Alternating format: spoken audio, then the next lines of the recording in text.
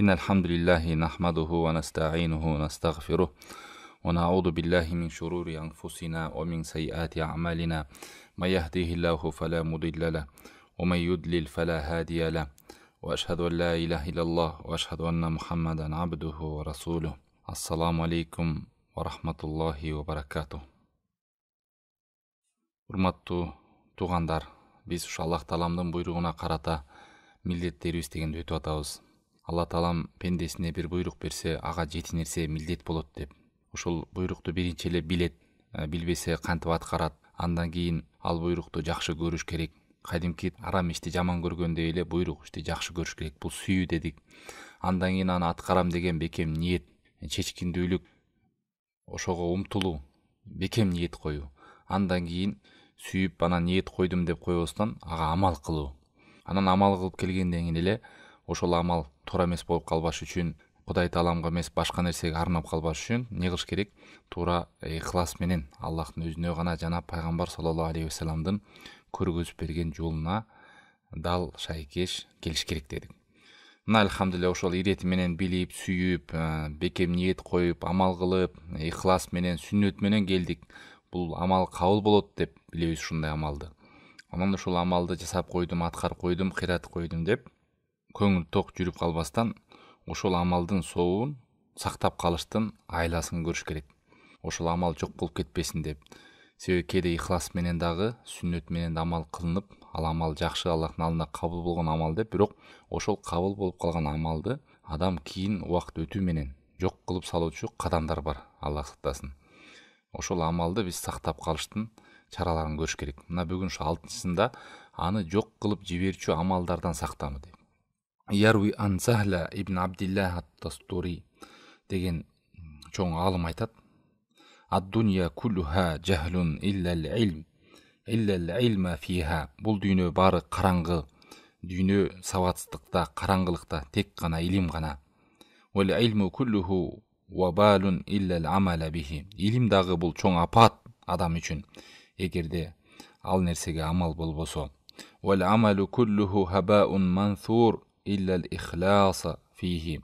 Амал дагы текке кетип калат, жок болуп чачырап жок болуп кетет, эгерде ал нерседе ихлас болбосо. Вал-ихласу фихи анта минху ала важалин хатта та'лама хал кубила амла. Эми ихлас менен кылгандан кийин сен дайым ошол амалыңа коркунучта болосуң. Ала важал хатта та'лама, качанга чейин коркунучта, качанга чейин билгенче ал кабыл болдубу же кабыл болбой калдыбы деген адамда тынчтануу деп. Мына туугандар, мурунку солих адамдар ошол кылган амалын илим менен кылса, билген илимме амал кылса, ошол кылган амалын ихлас менен кылып, жана ошол эле учурда ихлас менен кылган амалындагы кабыл болбой калыштын амалдарынан, аны жок кылып салуучу, бузуп салуучу амалдардан да сак болушкан. Азыркы учурда көп адамдар бул нерсеге маани бербейт деп алымдар айтып келет. Амал кылып койдум, аткарып койдум деген нерсе менен болду, унутуп калат дагы, ал нерсеге маани бербейт. Ал эми солих адамдар ар бир жакшы кылган амалын, сообун сактап калыштын камын көрүшкөн туугандар. Көп адамдар жакшы амал кылып, аны бузуучу көп амалдарды алып келет. Жакшы амал кылат, бирок ошол жакшы кылган амалынын сообун бузуп салуучу амалдарды артынан үйүп алып келет. Бул нерсе каяктыктан келет, эмне үчүн туугандар? Бул нерсе ошол караңгылыктан, илимсиздиктен, наадандыктан, сабатсыздыктан келип чыгат. Бизге милдет болот туугандар. Кылган амалдын сообун жок кылып алыштан сак болуу. Бул милдет туугандар. Бул жөнөкөй бир мустахаб же жөнөкөй нерсени өткөн жокпуз бул туугандар. Бул кадимки сиз ошол амалды аткаруу кандай милдет парз болсо, ошол амалдын дагы сообун жок кылып салбоо, ошол сообун жок кылып салыштан сак болуу дагы милдет туугандар. Ошон үчүн мурунку алымдар айтып келген. Лейса ша'n фил амал ва иннама фи хифдил амал мимма юхбитуху ва мимма юфсидуху. Кеп бир амал эле кылып коюш эмес, кеп ошол амалды сактап калышта деп. Эмнеден сактап калышта? Ошол нерсени жок кылып салуучу нерселерден, жана аны бузуп салуучу нерселерден. Амал жасалат экен, жакшы болот экен. Бирок ошол амалды дагы бузуп салуучу, жок кылып салуучу нерселер бар. Ошондуктан кеп амал кылып коюш эле эмес, кеп ошол амалдын сообун сактап калышта деп айтып атат туугандар. Эми кандай жолдор менен амалдар жок болуп кетет туугандар? Кандай жолдор менен амалдар бузулуп кетет? Ошол сооп амалдар. Ошондой ой келет да бизге. Бул коркунучтуу нерсе турбайбы? Мен ойлогом да ыхлас менен эле сүннөткө дал келди, болду, амалым кабыл болду деп жүрө бербейм. Дагы ал амалдын бузуп салуучу, жок кылып салуучу нерсе бар турбайбы деп. Биз айттык, солих адамдар, жакшы адамдар дайым кылган амалына коркуп, ошол кылган амалынын аны жок кылып салуучу, бузуп салуучу нерселерден коркуп жүргөн. Мисалы, Хужурат сүрөсүнүн 2-аятында Алла Таалам айтат: Я юхалладина аману, о Аллахка иман келтиргендер, ла тарфау асватакум фауqa саутин наби, ва ла тажхару лаху бил каули ка жахри ба'дикум ли ба'д, ан тахбата амалукум ва антум ла ташурун. О Аллахка иман келтиргендер, силер үнүңөрдү пайгамбардын үнүнөн бийик чыгарбагыла. Кадимки бири-бириңерге үнүңөр чыгаргандай пайгамбардын үнүнөн бийик чыгарбагыла. Бул учурда силердин амалыңар жок болуп кетет, аны силер сезбей каласыңар дейт. Мына ушул аят түшкөндө туугандар, бул кысса, окуя өтө ажип туугандар, таң калыштуу. Ушул дүйнөдө эле тирүү кезинде 5 адамы болору пайгамбар саллаллаху алейхи вассалам кабарлаган сахаба бар туугандар. Сабит ибн Кайс аш-Шаммас деген ушул 5 менен бул дүйнөдөн эле кабарланган сахабалардын бири. Ушул аят түшкөндө туугандар, ушул сахаба корккондугунан үйүндө ыйлап, көзүнөн жаш төгүлүп, сахабаларга көрүнүп чыкпай койгон. Пайгамбар саллаллаху алейхи вассалам муну издеп таптыртып каяктал Шаммас деген сахаба. Сабит ибн Кайс аш-Шаммас кайда деп үйүнөн таптыртып алып келген. Бул сахаба болбосо бейиш менен сүйүнчүлөнгөн, бул дүйнөдөн бейишке кирери кабарланган сахаба эле. Ушул аят түшкөндө бул сахабанын көңүлү түшүп, коркуп, ыйлап үйүнөн чыкпай койгон дейт. Эмнеге десе, бул сахабанын табиятынан сүйлөгөн сөзү үнү жоон, үн жоон болуп чыгат, адатынан. Ошондой сахаба болчу экен. Жанында турганда эле сүйлөгөндө башкаларгадан үнү өйдө чыгып тура турган. Пайгамбар саллаллаху алейхи вассалам мечит бар, кенен.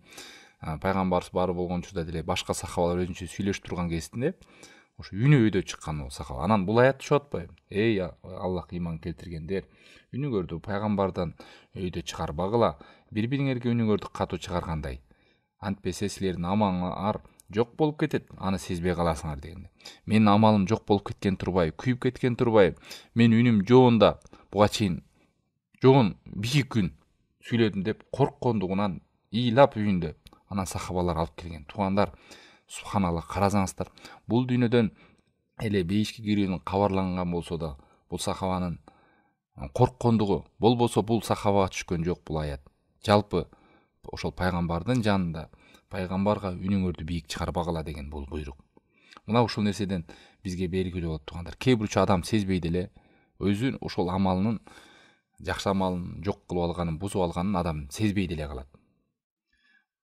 Ушул пайгамбар саллаллаху алейхи вассаламга үнү адамдын бийик чыгаруу менен жакшы амалдарын сообу жок болуп кетиштен коркунучун Алла Таалам айтып аткан болсо, анда башка кандай амалдар бар туугандар? Анын сөзүнөн өйдө бийик сүйлөп коюш эмес. Кээ бир адамдар эй пайгамбар саллаллаху алейхи вассалам айтты десе, баланча молда айтты, анан атам айтты, ата бабаларым айтты, мазхабым айтты, тиги айтты, бу айтты деп пайгамбар саллаллаху алейхи вассаламдын сөзүнөн өйдө койгондордун абалгандай болот туугандар. Ачык хадис келип атса, заманыңарга жараша жүрүш керек да, эми ал деле хадиста ал замандарга пайгамбардын доору башка да деп ушундай өйдө төмөн сүйлөгөндөрдүн абалгандай болот анда туугандар. Бул нерсе менен эмне? Пайгамбардан бийик өйдө жөн эле өйдө сүйлөп коюу коркунучундай болуп аткан болсо, пайгамбардын сөзүнө башка бирөөнүн сөзүн өйдө коюу, пайгамбардын буйругуна тоң моюндук кылуу, каршылык сөздөрдү сүйлөө анда кандай болот туугандар? Аллах сактасын.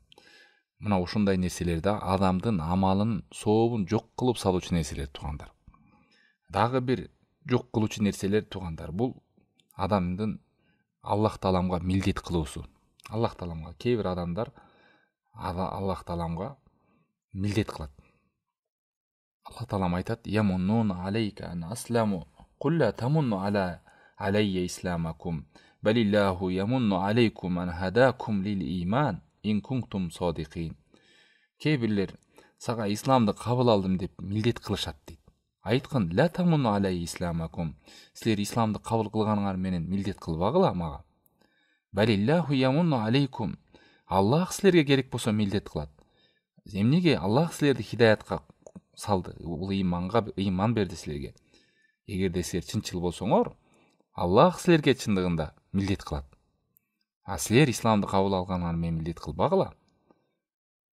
Кээ бир адамдар ошол кылган жакшы амалы менен, Аллахка келтирген иманы менен Аллах таламга милдет кылгандар бар. Мисалы, башына бир кыйынчылык келип калса: "О Кудай, мени эле көрүп калдыңбы? Мен сага эмне кылып жаздым? Жакшы эле жүрөм го, баланча деген жаман эле жүрүп эле жыргап жүрөт го. Мен агаранда ичпейм го, чекпейм го, намазым бар го, ибадатым бар го" деп толук айтпаса да, бирок ошондой кырды көргөзөт, Аллах сактасын. Ошондой амалы менен, жүрөгү менен нааразы болуп, тили менен кейип кекшип, өзүнүн бир кылган амалдарын мен башкалардандай жаман эмесмин го деп, ошол амалдарын жүрөгү менен же болбосо тили менен же амал менен кейип кекшип көргөзөт Аллах таламга. Биз кылган амалдарыбыз менен милдет кылбашыбыз керек, туугандар. Аллах таалам бизге иман берди, хидаят берди. Хужурат сүрөсү бул 17-аят. Ошондой эле дагы бир сооп амалдар жок кылуучу нерселерден бири, туугандар. Жакшылык кылган амалың менен Аллахка эмес, эми башка бирөөлөргө да милдет кылышың. Мисалы, бирөөгө бир жакшылык кылып койдуң, анан ал адам сенин бир аз көңүлүңдү чүрө тургандай мамиле кылып койсо: "Эй, сен ким болуп калгансың? Сен эмне жакшылыкты унутуп калдыңбы? Ит экенсиң. Мен сага ушундай кылып жүрбөдүм беле? Же ушундай бербедим беле? Эмне мен сенен сурасам бербейсиң" деген. Айтып береми? Бул бир мисал да. Ушундай түрлөрү көп да. Бирөөгө карыз какча берип коесуң, анан ал адамда кийин сенде акчасы болуп калат, сен сурасаң бербей коет да. "Көзүң май басып калды, убагында мен деле бердим эле го сага" деп, ушундай кылган жакшылыгын, берген белегин айтор милдет кылат, Аллах сактасын. Бакара сүрөсүнүн 264-аятында Алла таалам айтат: "Я юхалладина аману ла тубтилу садакатикум бил манни ва лада." О Аллахка иман келтиргендер, кылган жакшы садакаңарды милдет кылуу менен жана аларга аза жеткизүү менен силер жок кылып салбагыла дейт. Бирөөгө жакшылык кылдыңыз, анан ал адам сизге көңүл бурбай койду, учурашпай койду, же ошондой кош көңүлдүк кылып койсо, сиз барып: "Эй, эсиңде барбы сага?" деп, же "Сен эмне көзүң май басып калды? Кече эле ким элең сен?" деген нерселерди айтып коюш мүмкүн. Мына ушундай, туугандар. Ошон үчүн биз эмне кылыш керек, туугандар? Биз ошол кылган амал лейса лайбра фил амал ва иннама фи хайзил амал деп келген мурунку калымдар. Кеп бир ибарат, сабак алынуучу нерсе амал кылып коюшта эле эмес, кеп ошол амалдын сообун сактап калышта, туугандар. Мына ушул нерсеге маани бериш керек. Главный мен жасап салдым болду эмес. Кеп ошол кылган амалды сиз ошол адамдын көңүлү үчүн эмес, сиз ошол амалдын сообун Аллах тааламдан алайын деп атасыз. Алла таалам бизге тыйды, милдет кылбагыла. Жакшылык кылганыңарды кылынган адамга барып аза жеткизбегиле, милдет кылбагыла деп. Ошон үчүн, туугандар, биз ошо кылган амалдын сообун сактап калыштын чарасын көрүш керек, ошону камжеш керек. Ибн Аби Мулейка деген табиин болгон, чоң табиин, туугандар. Ошолордун сөзү бар. Ал айтат: "Адракту 30 мин асхабин наби саллаллаху алейхи ва саллям куллухум яхафуна нифак аля нафсихи." Мен дейт, табиин деген бул сахабаны көргөн адам. Иман келтирген Аллахка, пайгамбарга жана сахабаларды көргөн адамды табиин деп айтат. Ошол айтат: "Мен дейт, пайгамбарыбыз саллаллаху алейхи ва салламдын сахабаларынан 30-ун жолуктурдум" дейт. 30-ун көрдүм, ошолор менен жашадым дейт бул доордо. Алардын бардыгы эки жүздүүлүктөн коркчу эле дейт. Көрдүңүздөрбү, туугандар? Мусулман адам, сахабалар коркушкан. Ушул амалым кабыл болбой калбайбы? Мен адамдардын арасында жакшы амал кылып коюп, өзүм жалгыз калганда башкача кылган жокмунбу? Кудай тааламга адамдардын арасында бир жүз, өзүм жалгыз калганда экинчи жүз менен мамиле кылган жокмунбу? деп амалдарына корккон эки жүздүүлүктөн деген. Уш сахабаларга айтып атат. Эмнеге, туугандар? Хасан аль-Басри рахимахуллахнын сөзү бар: "Иннал муъмин жамаа байна ихсанин вал хауф чыныгы момун адам жакшы амал кылуу менен жана коркууну бириктирген адам дейт. Жакшы амал кыласыз да, бирок коркуп жүрөсүз. Жакшы амал кылып дердеңдеп, ой кылып койдум, кыйратып койдум эмес. Коркуу менен. Жакшы амал кыласыз жана коркуу менен. Момун адам жакшы амал менен коркууну бириктирет дейт. Ал эми эки жүздүү адам, ва иннал мунафиq жамаа исаа ва амна. Ал эми эки жүздүү адам болсо жаман амалды кылат жана көңүлү ток болот дейт. Кээ бирлерди карасаңар, Аллах кылган амалы да жок, жаман амалды кылып, анан көңүлү да ток жүрө берет да. Эми эмне болуп кетиптир? Кудай Таала мага бул дүйнөдө берип аткандан кийин акыретте мындан да жакшылыкты берет деп. Көңүлү ток, кайгысы жок. Кылып аткан амалына жакшы кылабы, жаман кылабы айырмалабай адам.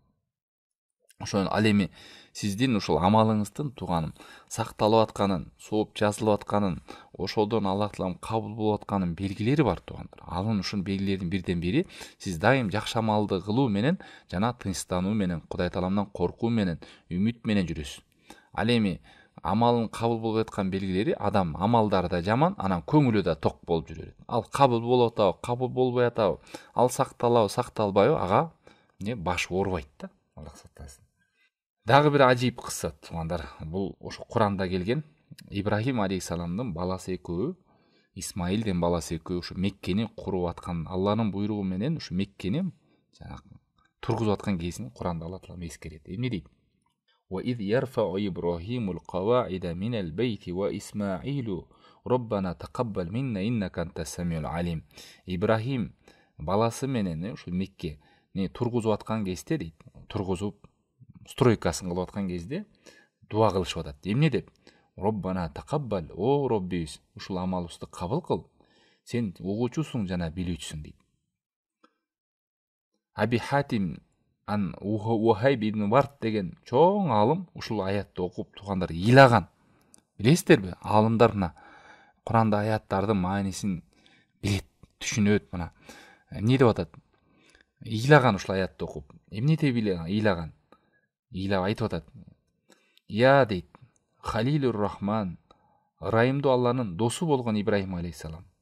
Алланын буйругу менен ушул Меккени куруп атат. Буйругу менен, бирок ошондо да Аллах Тааламдан коркуп, о Аллахым ушул амалды кабыл кыл деп атат. Биздин абаланда кандай болот деп бул алым ыйлап атат. Элестетиңиздер, Меккени Аллахтын халили, досу, пайгамбары Алланын буйругу менен Алланын үйүн куруп атат. Бирок ошондо да Аллах Тааламдан дуа кылып атат. Аллахым ушул амалыбызды кабыл кыла көр. Сен угуучусуң, билүүчүсүң деп коркуп кылып аткан амалына кабыл кыла көрдү. Болбосо аны Алла буйруду. Алланын үйүн куруп атат. Алланын досу, Алланын пайгамбары бул, элчиси. Мына туугандар бизге үлгү. Ошон үчүн дайым кылган амалыбызда коркуу менен, үмүт менен ошондой нерсе бирге жүрүш керек. Анан туугандар айтып коючу нерсе, ошол амал жок болуп кетет, күйүп кетет, бузулуп кетет турган нерселерден сак болуу дегенде, ошол бузулуп кеткен нерсе же бузуп салган нерсе амалын ал адам динден чыгып кетти, ыймандан ажырап калды дегенди билдирбейт туугандар. Ошон үчүн пайгамбар саллаллаху алейхи ва салламдын сүннөтүнө, анын сөзүнө, анын жолуна, пайгамбар саллаллаху алейхи ва салламдын эч нерсени башкалардын сөзүн, ал молдо болобу, имам болобу, ким гана болбосун, сөзүн өйдө койбош керек. Атаңыз болобу, апаңыз болобу, пайгамбар саллаллаху алейхи ва саллам хадиси келдиби, ошону амал кылып аткарыш керек. Мына сахабалардын учурунда жөн эле сөз үнү өйдө болуп калыштан коркуп, ошол нерсе силер сезбеген учурда амалыңар күйүп кетет турган болсо, ал эми жаңы жогоруда айткандай амалдарды кылган турган болсо, анда эмне болот амал туугандар? Бул өтө зарыл нерсе туугандар. Мына көрдүңүздөрбү? Билип, сүйүп, чын ниет коюп, амал кылып, ихлас сүннөткө дал келтирип, ушул жерге келгенде кулап калгандар бар да. Ошон үчүн алымдар айтат, көп адамдар ушуну билбейт деп атат. Сөй болду, кылдым мен деп. Мына көрдүңүзбү, ошону жок милдет кылып салышы мүмкүн экен. Ошо кылган адамына зыян жеткизиши мүмкүн экен. Байкасаңыздар, туугандардан деле кээ бирлер эмнеге айтат? Чочуп калган. Койчу жакшылык албай эле жүрөйүнчү дейт. Неге? Себеби дегенде бизде билген ошол адамдан жакшылык алганы, анан ал адамдан сөзүм кыска болуп калат, кийин анан мага милдет кылат деп адамдарда зарыкканып калган. Себеби дегенде ушул нерсени биз жасайт экенбиз туугандар. Бирөөгө жакшылык кылып туруп, ага биз азар жеткизет экенбиз, милдет кылат экенбиз. Башкалардын алдында аны кемсинтет экенбиз. Мен муну адам кылгам. Мен муну бутунан тургузгам. Менин артыман бул жакшылык да болуп калды. Болду, ушул кылган амалыңызды сиз анда өзүңүздү көргөзөйүн деп кылыпсыз да. Эгер Кудай үчүн кылган болсо, Аллах үчүн кылган болсо, сообун Аллах Тааламдан үмүт кылат. Ал адам ага жакшылык кылабы, жамандык кылабы, ага ысыктагы эмес, муздактагы эмес. Себеби кылган амалынын сообун ал адамдан эмес, Кудайдан үмүт кылган. Ошон үчүн кээ бирөө жинденет, байкасаңыздар, жакшылык кылып бир студенткесине жардам берип койгон, анан кийин ал адам жумуштарга туруп калып, анан учурашпай же болбосо алыстап кетсе бир аз, башка бир себептер менен, анан жинденип, ай сен унутуп калдыңбы, адам эмес турбай, көзүң май басып калганбы, мен сени мен кылдым эле го деп нерв болот ошого. Себеби ошодон жакшылык көрөйүн деп кылган да. Ошодон бир үзүр көрөйүн келечекте деп. Муъминун сүрөсүнүн 61-аяттарында Алла Таалам айтат: "Валлазина ю'туна ма атау ва кулубухум важилат аннахум иля раббихим раджиун.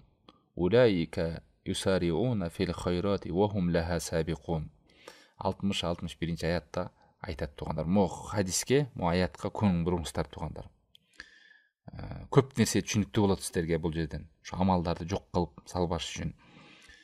Алла Таалам эскерип айтып атат. Ушундайлар бар.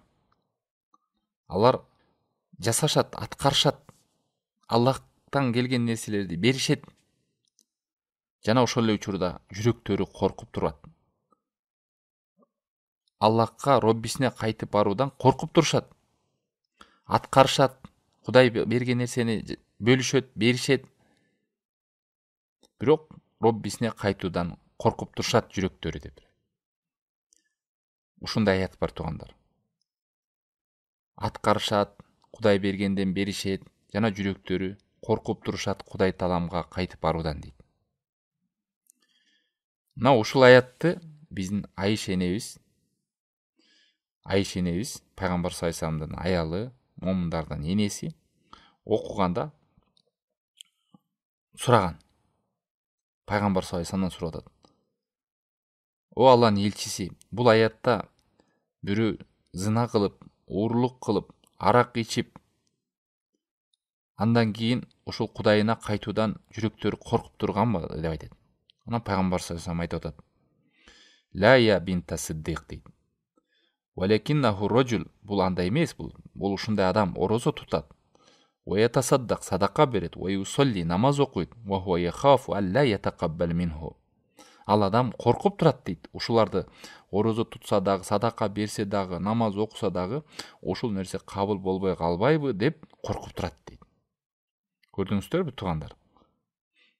Айша энебиз ойлоптур, эмне бирөө зина кылып, уурлук кылып, арак ичип, жана ошол учурда ушул амалдарына кечирилбей калбайбы деп коркуп турган адамбы деп. Жок дейт. Балким кандай орозо тутуп, садака берип, намаз окуп, ошол амал кабыл болбой калбайбы деп коркуп турган адам дейт. Субханалла. Аллах берген нерсени берет, Аллах буйруган нерселерди аткарат, жана ошол эле учурда Аллах Роббисине кайтып баруудан коркуп турушат дейт. Бул алар жакшылык иштерде жарышат дейт. Жакшылык иштерде улайика юсариуна фил хайрат.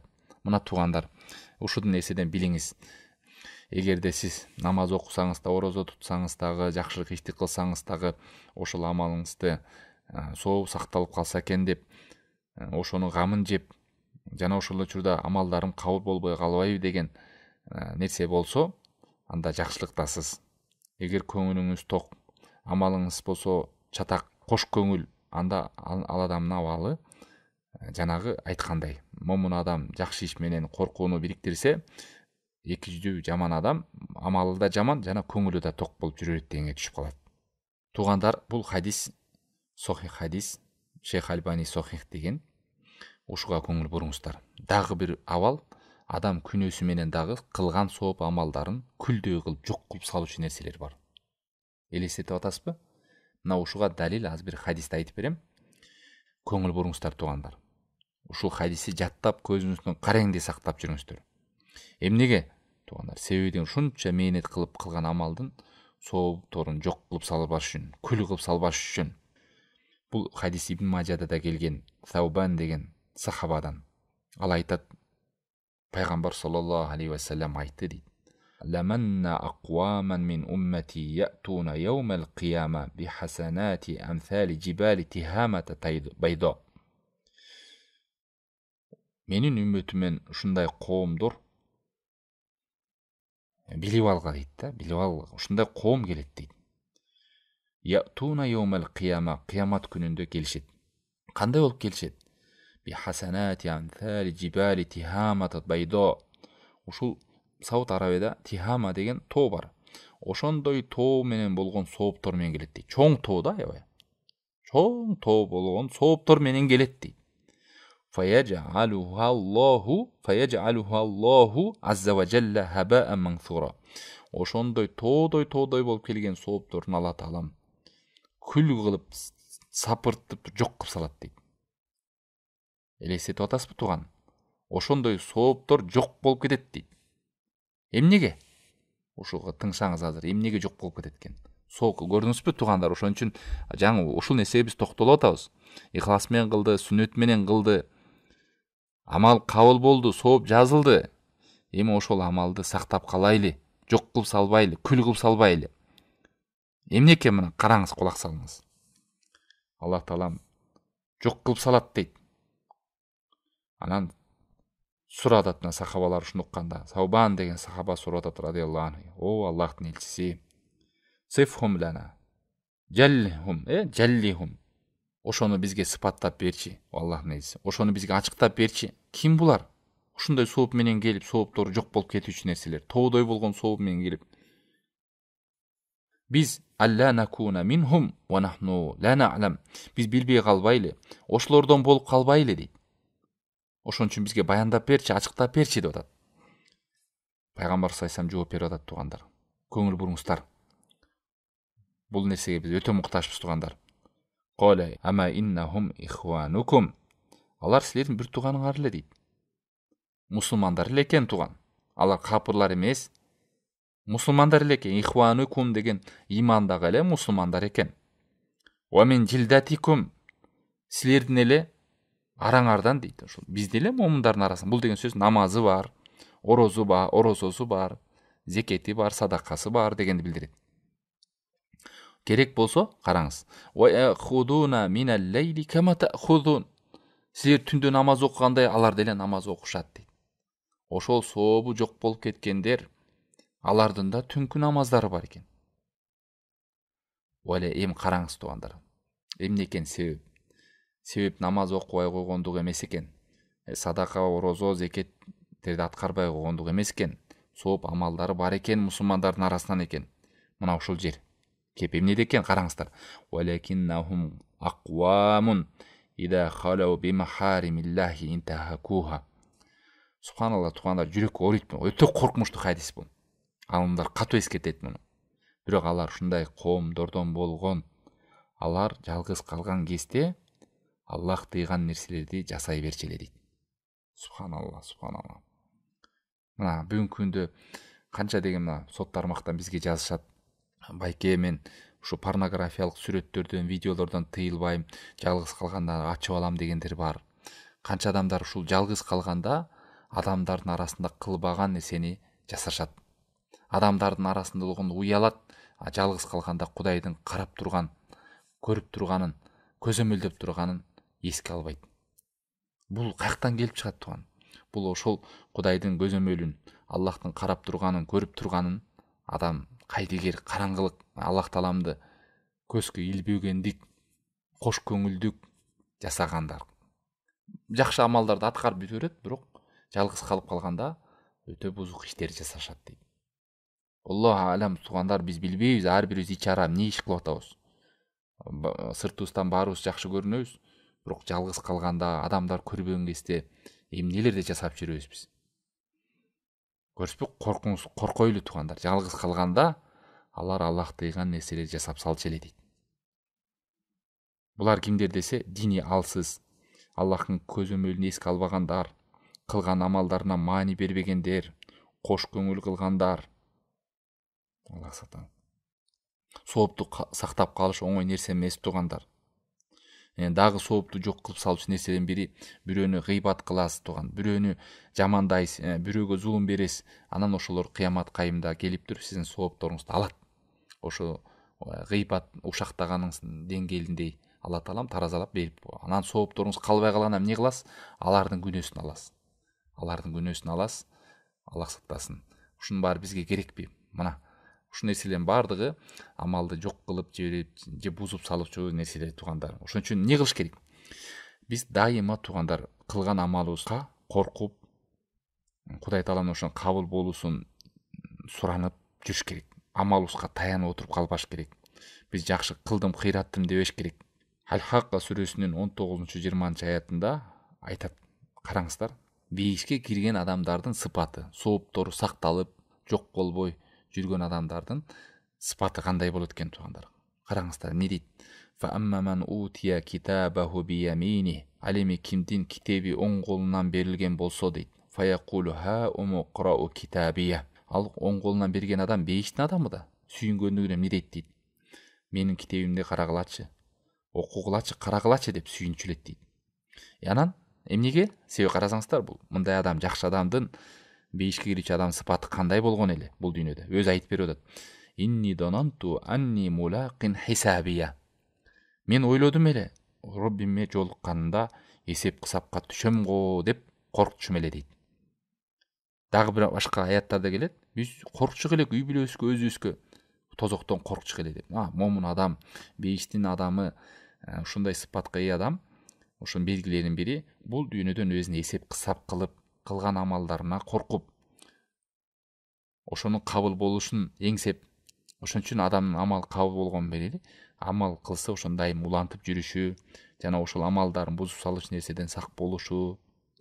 Туугандар, жалпылап айтканда, Кудайга милдет кылуу, адамдарга милдет кылуу, зыян берүү, ушактоо, гыйбат кылуу, жалгыз калганда күнөө иштерди жасоо, ошол амалыңа таяна алуу, өзүңдүн амалыңа таң калуу, өзгөлөрдөн өзүңдү өйдө көрүү, мен жаман эле эмесмин деп ушундай нерселердин баардыгы соопторду жок кылып салуучу нерселер. Субханакаллахумма бихамдик, ашхаду ан ла илаха илля анта, астагфирука ва атубу илейк.